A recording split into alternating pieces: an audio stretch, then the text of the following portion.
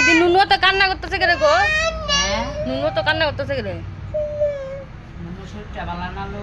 হুম, নুনু শরীরটা ভালো না। শরীর ভালো না? না নুনু যে কি হয়েছে? পেটটা খারাপ করছে আর সব দেওয়াস না দুনিয়া লেটিন করে রাখতেছে না। পিঠা রান্না করেন না হ্যাঁ দিদি কি হয়েছে? আজকে তো সোমবার হুম ওই আজকে নিরামিষ খাই হুম সকালে তাড়াতাড়ি করে বাড়ির ভিতরে পনির রান্না করে দিছি আলু দিয়ে অনেক হুম করুম হুম লাল শাক বানাবো বেগুন দিয়া হুম। আর ওই যে লাল শাক এটা কে এসেছে বেগুন দিয়া পেছনে? পেছনে আমার নন আসেছে আর ও। কচু ভাজা হুম করুম কই নোনার দিকে আছে গা? কই গো?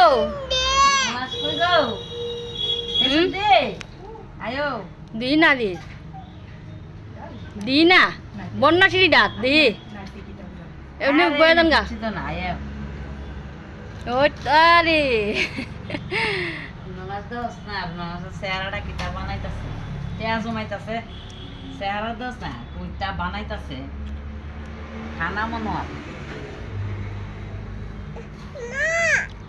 হুম ওই দেখো পিসিকে বলো ভালো আছো? না। না ছুটে ভালো না তো হুম এটা।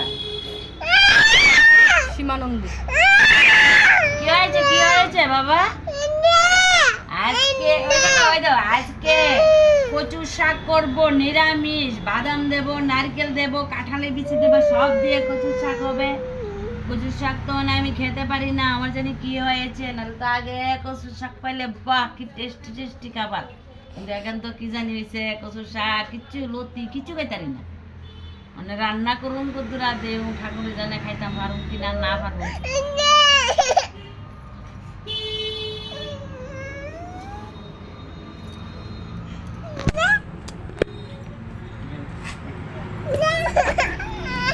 দিদি কেন কান্না করতেছে?